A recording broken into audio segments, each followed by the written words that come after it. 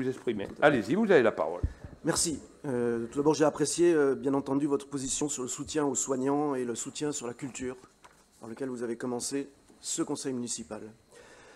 Monsieur le maire, lors du dernier conseil municipal, Monsieur Mahali et vous-même avez cherché à nous rassurer en précisant que le terme transition n'était pas présent dans le titre des adjoints ni le périmètre d'intervention des commissions, mais s'il n'était pas présent, il était bien au premier plan de vos préoccupations. Je pense que nous sommes tous d'accord qu'il s'agit bien d'un choix politique fondamental et universel, la transition devant toucher l'ensemble des aspects de la vie du citoyen et des décisions municipales. Et je voulais donc intervenir sur les deux délibérations 17.201 et 17.202. Pensez-vous que le choix de faire intervenir la patrouille de France le 15 août à Toulon soit cohérent avec cette vision ? Nous souhaitons présenter notre position en 3 points. Tout d'abord, le volet écologique. La pollution liée au vol aérien est une pollution majeure qui affecterait la qualité de l'air déjà trop polluée par notre ville. Cet événement a lieu régulièrement depuis des années, mais nous sommes dans un péril climatique. Les citoyens en ont pris conscience et demandent un changement. Ces vols occasionnent d'importantes émissions de gaz à effet de serre.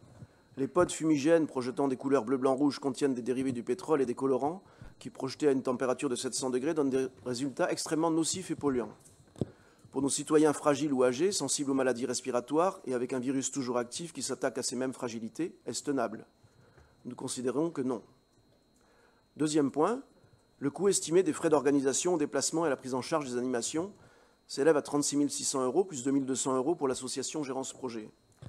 Nous pensons, à Toulon en commun, que ce total de 38 800 €, au moment même où la ville souffre et se prépare à des mois encore plus rudes, pourrait être mieux employé, par exemple pour le soutien aux familles qui se trouvent précarisées dans la crise actuelle, l'accompagnement des artisans et commerçants qui sont menacés de faillite, l'éducation cet été des enfants qui se sont le plus éloignés de l'école, l'accompagnement des jeunes arrivant sur le marché du travail qui vont se trouver en très grande difficulté dès l'été. La crise nous oblige à la solidarité et une telle dépense ne peut être comprise, même si, c'est certain, notre ville a également besoin d'événements festifs, gratuits, qui renforcent sa cohésion. Troisième point, notre proposition. Si une partie de cette somme revenait au soutien de nos concitoyens qui en ont le plus besoin, et que l'autre soit investie dans une journée festive et culturelle faisant appel aux artistes et techniciens du spectacle vivant local, nous entrerions alors dans un cercle vertueux. Nous comprenons l'importance des événements festifs, y compris pour l'attractivité touristique. Mais alors choisissons pour cela de soutenir la vie économique et culturelle locale.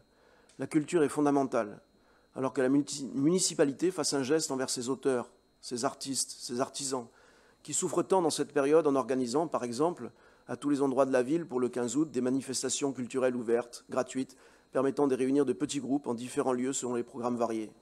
Voilà qui serait à la fois en prise avec la réalité sanitaire et avec les besoins locaux. Privilégions l'humain, les acteurs locaux qui savent faire vivre leur territoire et qui le feront dans le respect de notre environnement et en lien avec la population. Je donne un exemple. Un cachet d'intermittent charge comprise est autour de 300 €. Avec 21 000 €, vous donneriez une journée de travail à 70 intermittents de la métropole, qui en plus le dépenseront vraisemblablement localement. Alors je sais, ce budget ne représente qu'environ 2/10 millièmes du budget. Même pas. Mais chaque dépense de la ville devrait prendre en compte le défi climatique et la santé de nos concitoyens. C'est cela la voie de la transition. Et vous le voyez bien, ce n'est pas qu'un mot. Monsieur le maire, Monsieur Mahali, vous qui êtes en charge du défi écologique pour la ville de Toulon, nous vous demandons donc de reconsidérer sérieusement ce projet pour le rendre cohérent avec les défis actuels. Merci.